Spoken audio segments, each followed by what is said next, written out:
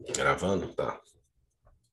A gente vai começar, bom dia, a gente vai começar hoje a crimes de tortura, Lei 9.455 de 1997, né? A gente viu ontem foi abuso de autoridade, e agora a gente vai ver o crimes de tortura e após, né, a gente vai fazer os exercícios dessas duas leis.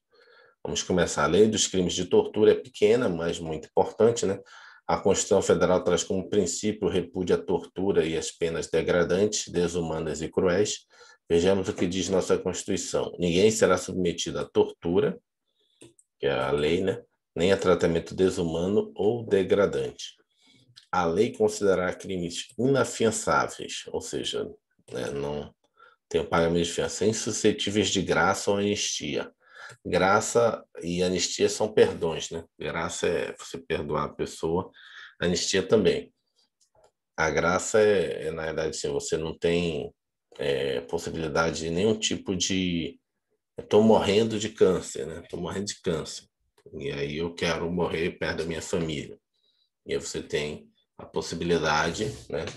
No caso de alguns crimes, a pessoa liberar, né? Ter tipo uma graça, né? Não é um caso. A anistia normalmente vem por lei. Então, por exemplo, nós temos a lei da anistia. Então, todos os crimes que foram cometidos naquele período, né, cometeram anistia. Aí, mas eles vão, mas lá, na época, cometeram crimes de tortura. Ah, mas foi antes da Constituição. Isso aqui foi colocado na Constituição de 88. A lei de anistia é de 79. Então, na Constituição anterior não existia esse termo.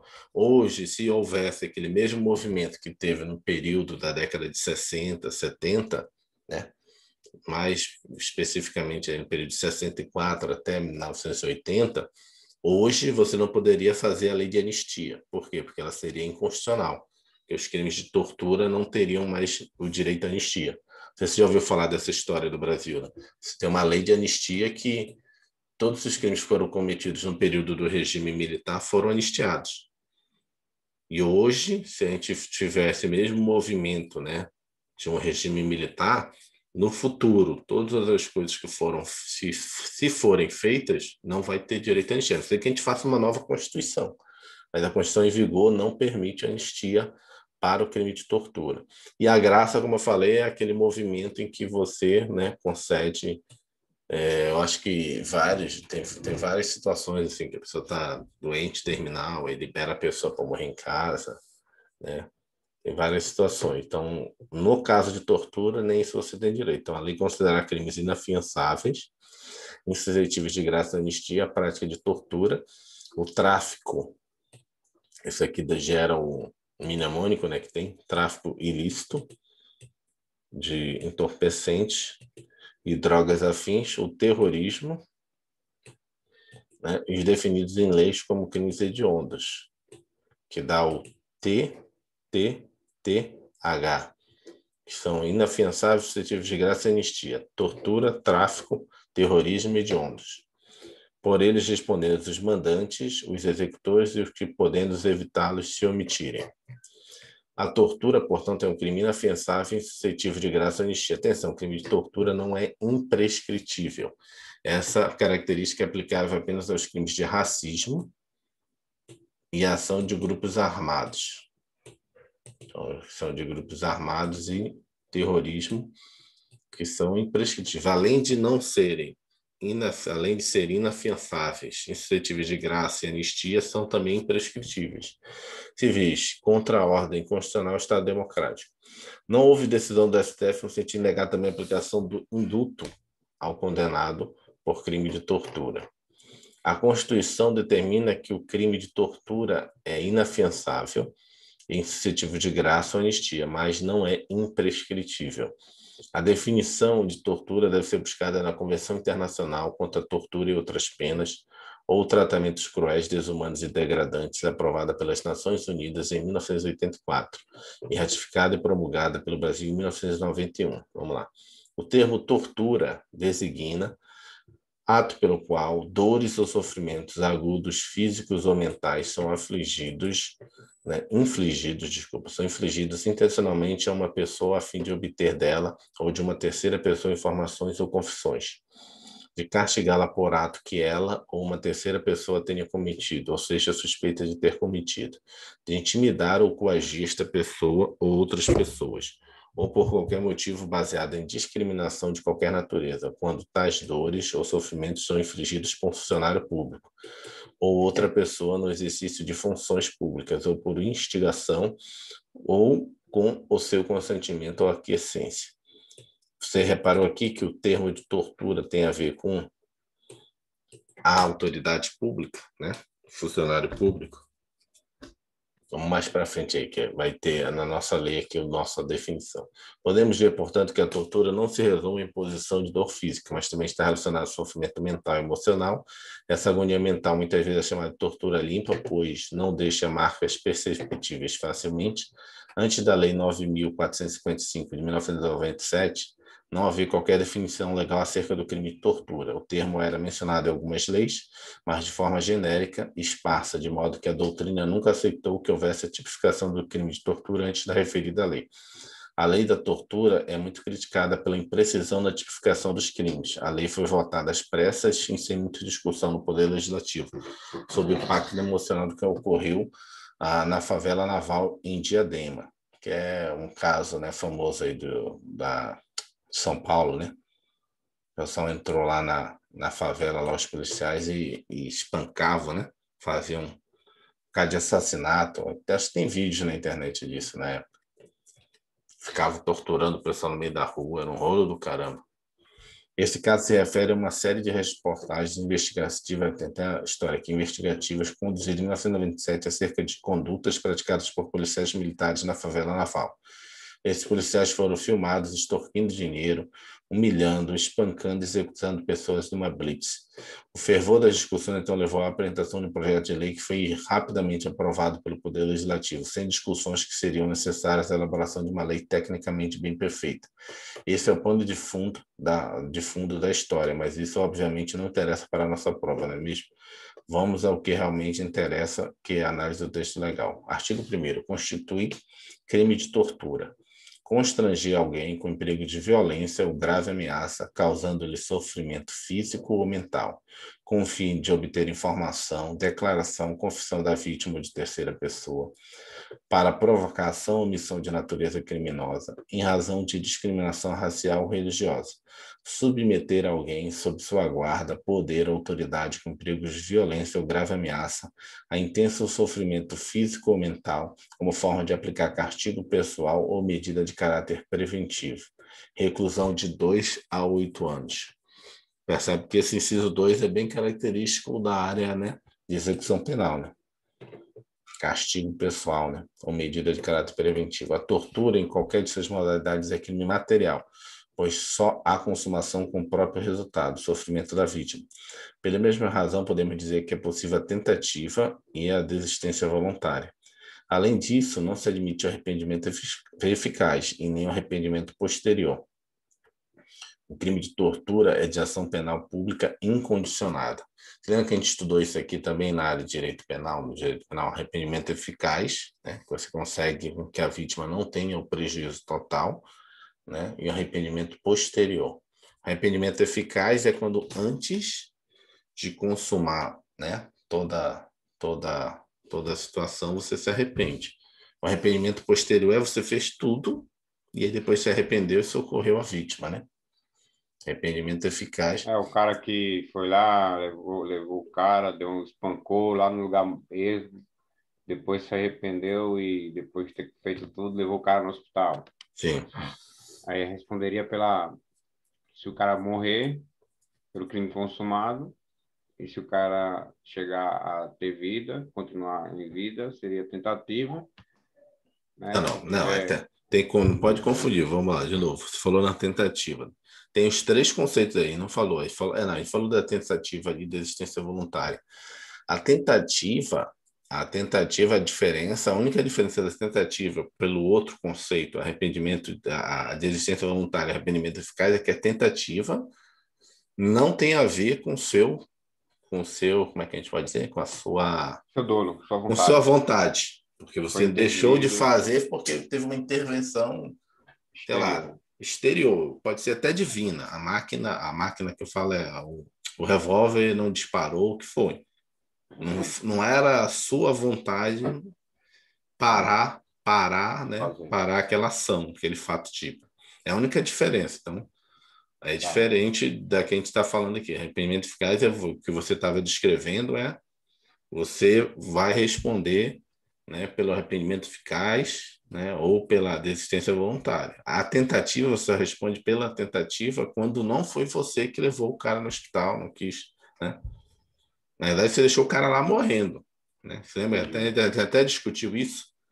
Pô, mas ele deveria responder pelo crime? Não, vai responder pela tentativa. Ele só não morreu, você deu, disparou. Inclusive, na tentativa, você pode até disparar todo o revólver, né? Disparar, tipo, fez de tudo para o cara morrer. Deixou ele a esmo num local isolado, perto de um rio. Foi embora, mas ele não morreu. Você não vai responder pelo crime consumado. Cara, mas não foi, você não teve nenhuma intenção sua de salvar o cara e você vai receber pela tentativa, vai responder pela tentativa. Se ele não morreu, não houve a consumação do crime. Lógico, vai ter várias, né, agravantes aí, né, dessa tentativa aí, várias, né, situações, mas não é o crime consumado. Vamos continuar. Crime de tortura. Características comuns a todas as modalidades. É um crime material, né? Crime material porque tem que ter resultado, não é só o movimento, tem que ter a vítima, né? Tem que ter crime de mera formalidade ou crime de mera conduta, não precisa nem ter nenhum resultado material em alguém externamente. Então, o crime material tem que ter algum envolvimento externo à sua conduta. É possível a tentativa e a desistência voluntária, foi o que a gente acabou de ver aqui. Não se admite o arrependimento eficaz e nem o arrependimento posterior. Então, vamos marcar aqui, não se admite. A gente pode voltar nesses conceitos, ficar gravados. A ação penal pública incondicionada, ou seja, o Ministério Público é o responsável. Pelo texto do artigo 1º, podemos concluir que há diferentes modalidades de tortura, a depender da intenção do agente criminoso. Vejamos quais são as modalidades de acordo com a própria lei. Modalidade de tortura. Tortura prova ou tortura persecutória, infligida com a finalidade de obter informação, né? Declaração, ou confissão da vítima ou de terceira pessoa. Inciso, a vítima, cadê? Inciso 1 da linha A. Então, tem que decorar, porque isso também cai muito na prova, você saber, é tortura prova ou tortura persecutória.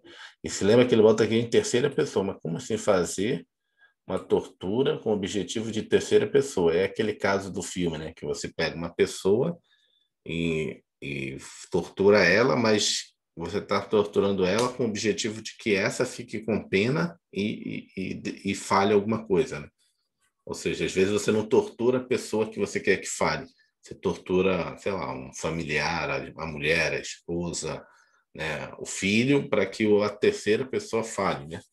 Então, por isso que ele bota ou de terceira pessoa, que você acaba, às vezes, né, fazendo isso. Tortura um para que o outro se sinta comovido e fala, não precisa torturar ele não, deixa que eu vou confessar aqui, eu vou falar. Isso acontece muito em filme, né? Em filme que eu estou falando, mas na vida real também pode ocorrer, né? Tortura para a prática de crime ou tortura-crime, é infligida para provocar ação ou omissão de natureza criminosa. Tortura discriminatória ou tortura racismo, infligida por discriminação racial ou religiosa, né? Cara que tortura o cara só porque o cara é de outra religião. Tortura castigo, castigo pessoal. Isso aqui tem cara de área penal, né? A área penal que falou. Área de execução penal, né? Tortura castigo. A gente ouve muito falar em presídio, né? Em casas prisionais. Tem essa tortura castigo, né? Marquei de cor diferente a tortura castigo para que você memorize uma característica diferente. O inciso 2 do artigo 1º tipifica a conduta daquele que inflige sofrimento à pessoa que esteja sob sua guarda, poder ou autoridade com a finalidade de castigar. Podemos concluir, portanto, que a tortura-castigo é um crime próprio, pois somente pode ser praticado por quem tem o dever de guarda ou exerça poder ou autoridade sobre a vítima. Ao mesmo tempo, exige-se também uma condição especial do sujeito passivo, que precisa estar sob a autoridade do torturador. Deixa eu voltar aqui no 6. Que ele fala aqui, ó. Cadê? Razão religiosa submete alguém sob sua guarda. Aqui, ó. Esse que ele está falando. Poder de autoridade. Com emprego de violência ou grave ameaça, imenso sofrimento físico e mental como forma de aplicar castigo pessoal ou medida de caráter preventivo. Bota até em vermelho aqui, porque esse é o típico caso do concurso do Depende, do cara querer cobrar justamente o mais próximo da realidade, né? Bota até o cara pode botar aqui a data, né? A pena, de 2 a 8 anos. Então, um crime próprio, porque precisa estar sob sua guarda a pessoa, sob seu poder de autoridade. O exemplo de tortura-castigo mais comum é o agente penitenciário que tortura presos, ou do pai que tortura os próprios filhos. As demais modalidades de tortura previstas no inciso 1, tortura-prova, tortura prática de crime, tortura discriminatória, são crimes comuns, pois não se exige nenhuma qualidade especial do agente ou da vítima. Parágrafo 1º. Na mesma pena incorre quem submete pessoa presa ou sujeita a medida de segurança a sofrimento físico ou mental por intermédio de prática de ato não previsto em lei ou não resultante de medida legal. Só voltar aqui o negócio aqui. Ele falou um negócio aqui. Físico e mental. Tá. É porque não botou, é que eu estava vendo aqui, ele falou que é crime comum, realmente não tem nada especificando. Porque aqui a gente viu que para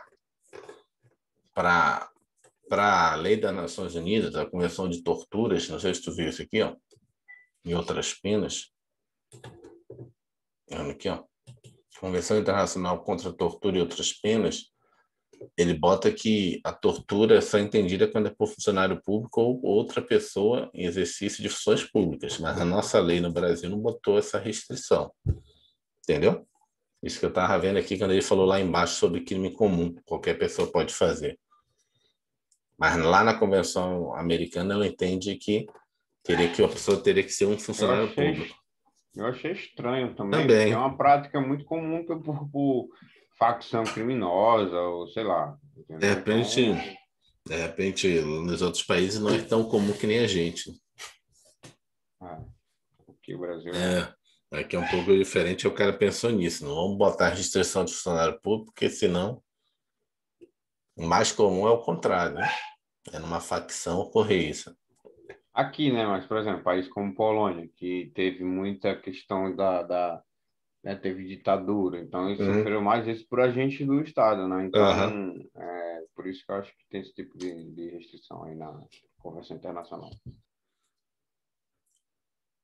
Essa aqui que a gente estava lendo. Na mesma pena incorre quem submete pessoa presa ou sujeita a medida de segurança a sofrimento físico ou mental por intermédio da prática de ato não previsto em lei ou não resultante de medida legal. Essa é a tortura do preso ou de pessoa sujeita a medida de segurança. A tipificação específica de crime cometido contra essas pessoas reforça o que determina a lei de abuso de autoridade e a própria Constituição Federal, que segura aos presos, respeito à integridade física e moral. Bem que essa aqui já daria também, né? O inciso segundo. Submeter alguém sob sua guarda, poder, autoridade com emprego de violência. Mas bem que ele especificou o do preso no parágrafo, né? Isso aqui sob sua guarda é mais abrangente. Pode ser, necessariamente, pode não estar preso, pode estar só ali numa situação de viatura, né? Filho. O que ele explicou do filho, mas também do ponto de vista do preso, o cara não é preso, ele só está detido ali, entendeu? Está sob a sua guarda, ele não está preso, ele está detido. A viatura acabou de parar você, entendeu? Ali não é um preso, é uma pessoa detida, mas está sob a sua guarda, você parou ele. E aqui é especificamente a pessoa presa, né? Pessoa presa sujeita a medida de segurança. Perceba que esta conduta é a única que não existe dolo específico da agente, basta que a pessoa presa ou sujeita a medida de segurança seja submetida a sofrimento, não sendo exigida nenhuma finalidade especial da parte do torturador. aquele que se omite em face dessas condutas quando tinha o dever de evitá-las ou apurá-las em pena, incorre na pena de detenção de 1 a 4 anos, ou seja, na metade, né? O cara que comete crime por omissão, o cara ficou sabendo e não quis dedurar os colegas, ou o chefe que não quis apurar, né, os agentes. Esta é a omissão perante a tortura. Já sabemos que, de acordo com o Código Penal, a omissão só é penalmente relevante quando o omitente devia e podia agir para evitar o resultado. A doutrina critica duramente este dispositivo, pois ele apenas criminaliza a omissão daquele que tinha o dever de agir para evitar a tortura, e não inclui aquele que, apesar de não ter o dever, tinha a possibilidade de impedir o ato de tortura e não fez. Apenas responde por omissão perante a tortura aquele que tinha o dever de agir para evitar o ato de tortura e não fez. Parágrafo 3º. Se resulta lesão corporal de natureza grave ou gravíssima, né? Que é aquele conceito que a gente aprendeu, né? Gravíssima é aquela que tem uma situação onde os membros são amputados, perde, né, os membros. Natureza grave é menor. A pena é de defeituoso. A pena é de reclusão de 4 a 10 anos. Já aumenta aqui, ó, já tem um aumento aqui. E se resulta em morte, a reclusão é de 8 a 16 anos. Começa na máxima da anterior, lá, que era de 2 a 8, e termina no dobro, né? Sim. Tá. Estas são as hipóteses de tortura qualificada. Apenas sua atenção para as qualificadoras, que são resultado da lesão corporal grave ou gravíssima, que vai de 4 a 10, né? Ou morte, que vai de 8 a 16. A lesão corporal leve não é qualificadora do crime de tortura, ou seja, se for leve, não qualifica, não aumenta a pena, né? Na verdade, não é aumento de pena, é qualificadora, desculpa, não podemos confundir isso. Quando ele já dá a pena é porque qualificou, mudou o crime. Quando é aumento de pena, ele coloca o percentual, né? Ou 1/3, 2/3. Continua sendo crime, mas só com aumento. Vamos lá. A lesão corporal leve não é qualificadora do crime da tortura. A tortura qualificada somente ocorre quando houver um resultado de lesão corporal grave ou gravíssima ou ainda o resultado morte. Para esclarecer as questões acerca da natureza da lesão corporal, é interessante que você relembre o teu do artigo 129, a gente vai revisar aqui agora, que trata do tema. As hipóteses de lesão corporal grave estão previstas no parágrafo 1º e parágrafo 2º dos casos de lesão corporal gravíssima. Vamos lá, se resulta, isso daqui é a grave, né? Se resulta na incapacidade das ocupações habituais por mais de 30 dias, perigo de vida, debilidade aqui, ó. Isso aqui é que é muito em prova, né? Essa diferença. Debilidade do membro, sentido, função, aceleração do parto. Se resulta, é que ele não colocou aqui, mas aqui era para ter colocado um textozinho aqui. Isso aqui é grave. Aqui não tá escrito aqui. Aqui é gravíssima. Gravíssima. Incapacidade permanente, né, para o trabalho, aqui é por mais de 30 dias. Enfermidade incurável, perda, aqui é a perda ou utilização do membro. Aqui é a debilidade, né? Deformidade permanente e aborto. Aqui é a aceleração do parto. Aqui é o aborto. Então, agora voltaremos à Lei 9.455 de 1997 para analisar as causas de aumento de pena para o crime de tortura. Aumenta-se a pena de 1/6 até 1/3 se o crime é cometido por agente público. Aí aqui ele deu aumento de pena, porque lá na lei, lá como a gente leu da Americana de Direitos Humanos, tem que ser agente público, ou seja, lá eles criaram uma tortura de crime próprio, né? Crime próprio, né? Tem que ser agente público. Aqui, se for agente público, há um aumento da pena.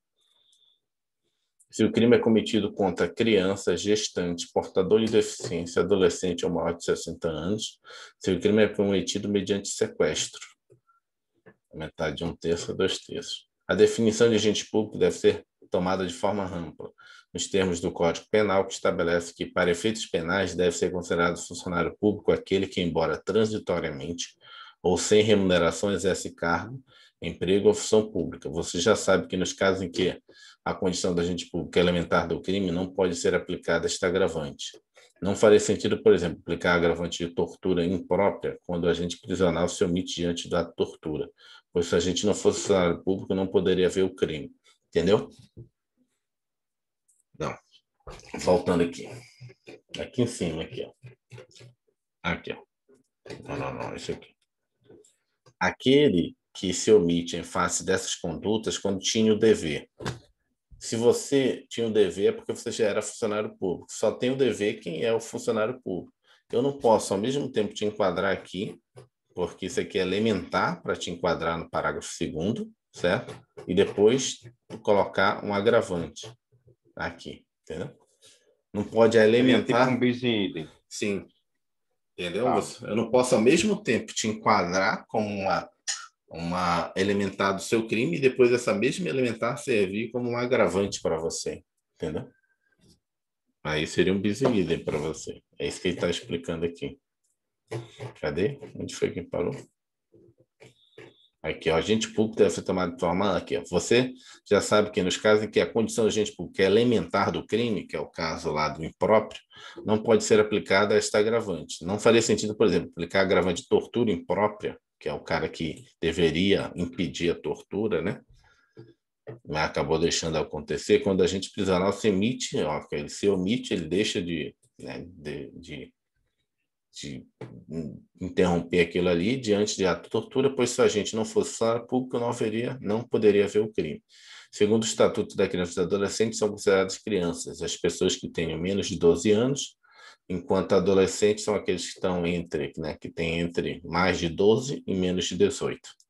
Por fim, a agravante relacionada ao sequestro é aplicável quando a vítima é sequestrada e, durante o sequestro, o agente comete crime de tortura. Caso o agente cerceie a liberdade da vítima com a finalidade única de infligir tortura, não há que se falar em sequestro. A condenação acarretará a perda do cargo. Aqui, ó. Tu viu a diferença? Você lembra que a gente viu abuso de autoridade, né? Foi. Olha aqui a palavrinha que ele usa. Acarretará. Quando ele coloca essa palavra, é porque será automática essa efeito da pena. Não sei se eu volto aqui rapidamente, só para a gente ver, para te entender. Quando ele coloca esse tipo de palavra. Deixa eu botar aqui na... A sanção automática, né? Aqui no abuso de autoridade... Deixa eu ver aqui. Aqui.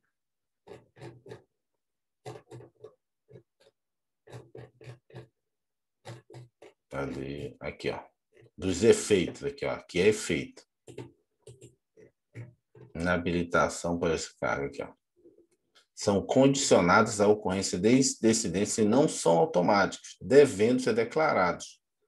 Entendeu? Não são automáticos. Aqui, quando ele coloca acarretará, é que é o seguinte, é automático. Entendeu? Quando ele coloca aqui que se o cara for funcionário público, aqui, ó, a condenação no crime de tortura acarretará a perda do cargo, função, emprego e a interdição para seu exercício pelo dobro do prazo da pena. Ou seja, na hora que eu sentencie a pessoa, você vai ser punido por 4 anos por esse crime de tortura contra o preso. Automaticamente, não precisa nem eu declarar isso, porque a própria lei que acarreta a perda do cargo. Ele já vai perder o cargo pelo dobro de tempo também vai poder exercer. Entendeu? Que lá no abuso de autoridade tem que ser motivadamente dizer, além disso, eu, juiz, determino, né, a perda do cargo, né, como decorrência da pena, perda do cargo e interdição por 8 anos. Então, aqui já acarreta. Esse é um efeito extrapenal administrativo da condenação.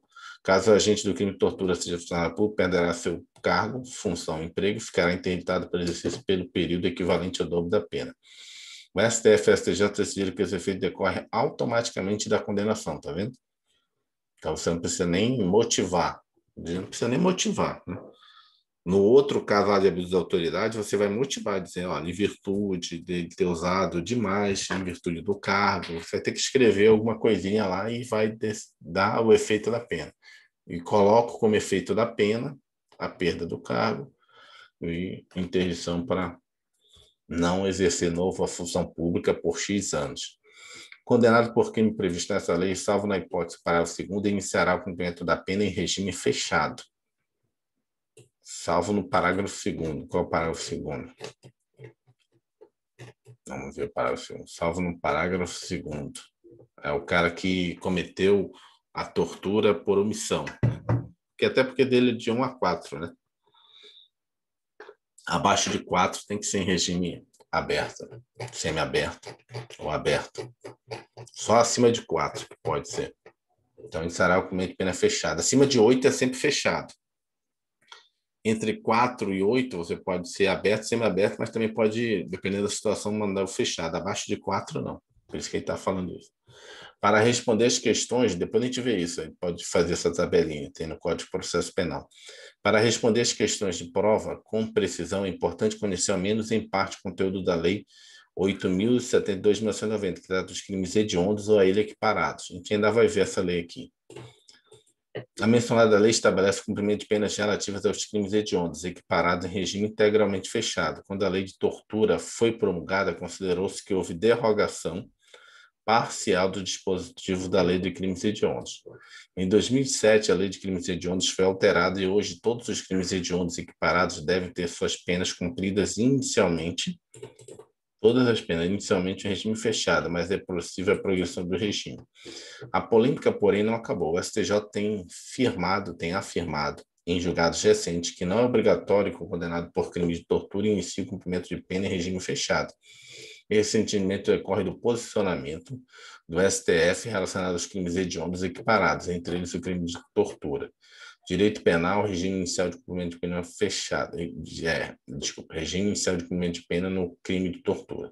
Não é obrigatório que o condenado por crime de tortura inicie o cumprimento de pena no regime prisional fechado. Dispõe o artigo 1º, parágrafo 7º, da Lei 9.455/1997, que a gente está lendo agora, lei que define os crimes de tortura e da outras providências, que, ocorrendo o crime previsto nesta lei, salvo a hipótese do parágrafo 2º, iniciará o cumprimento de pena em regime fechado, que é o que a gente acabou de ler aqui, né? Entretanto, cumpre ressaltar que o plenário do STF, ao julgar o habeas corpus 1.840 do Espírito Santo de 2013, 17/2 de 2013, afastou a obrigatoriedade do regime inicial fechado para os condenados por crimes hediondos e equiparados, devendo observar para a fixação do regime inicial do cumprimento da pena o disposto no 33, combinado com 59 do Código Penal.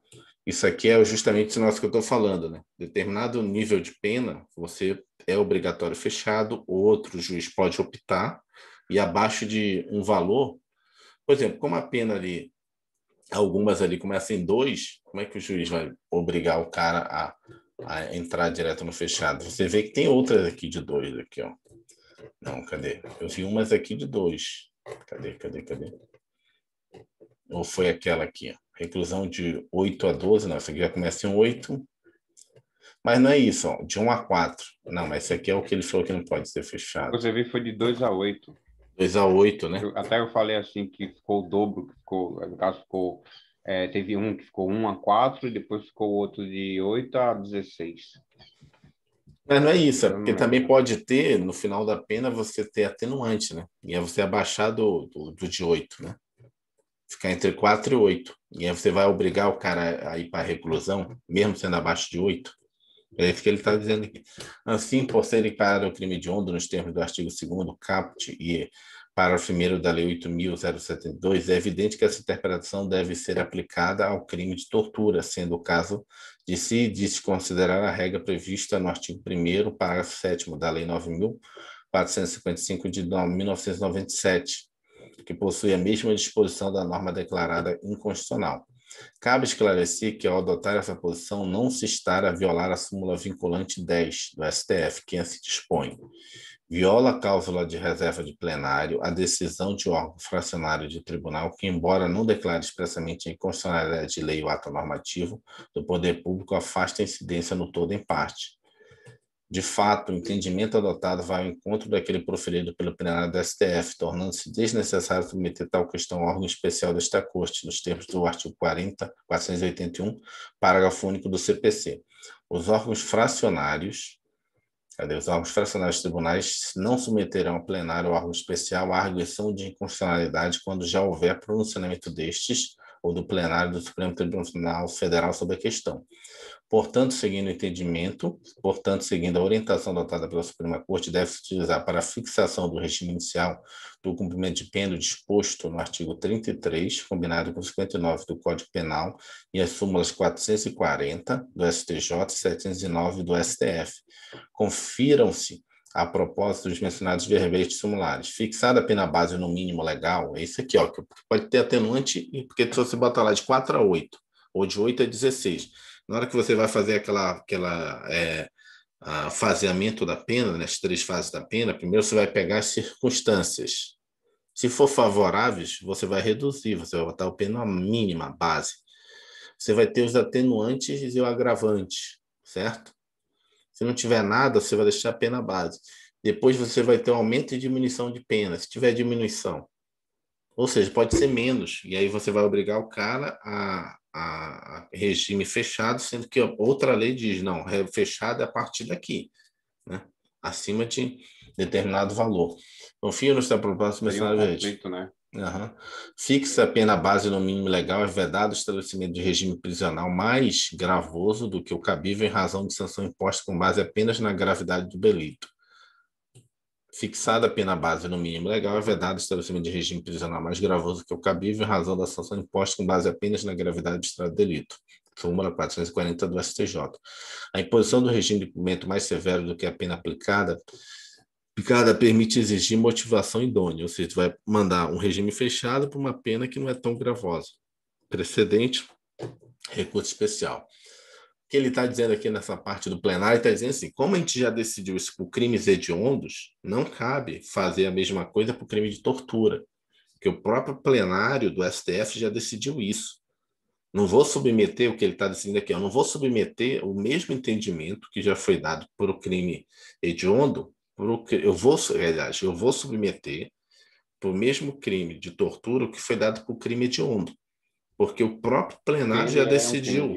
Entendeu o que ele está falando? Tortura é um crime hediondo, né? É um crime hediondo. Ele falou, já foi decidido isso no plenário, eu não vou pegar aqui a lei de tortura e botar no plenário, porque isso já foi decidido lá. Para essa lei, é a mesma coisa, entendeu? É isso que ele está dizendo aqui, uma parte que dizendo, não cabe eu submeter porque ao ele está dentro, né? Uhum. O crime de tortura está dentro do rol de crimes hediondos, né? É equiparado, né? Então não faz sentido. É a lógica dele. Se a gente decidisse para o crime hediondo, como é que não vai usar aqui também? Artigo 2º. Disposto nesta lei, aplica-se ainda quando o crime não tenha sido cometido em território nacional, sendo a vítima brasileira, encontrando seu agente em local sob jurisdição brasileira. Em algumas situações, a lei de tortura pode ser aplicada mesmo fora do território nacional, quando a vítima da crime for brasileira, quando o agente se encontra no local em que a lei brasileira seja, em geral, aplicável. Considerações finais. Chegamos ao final da aula, estudamos a lei de abuso de autoridade, seu foco deve estar na definição de autoridade nos crimes tipificados em lei.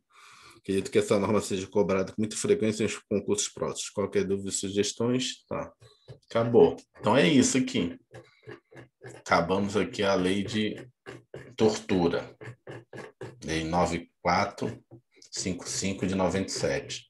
E de abuso de autoridade. Aí na próxima encontro a gente começa a resolver os exercícios.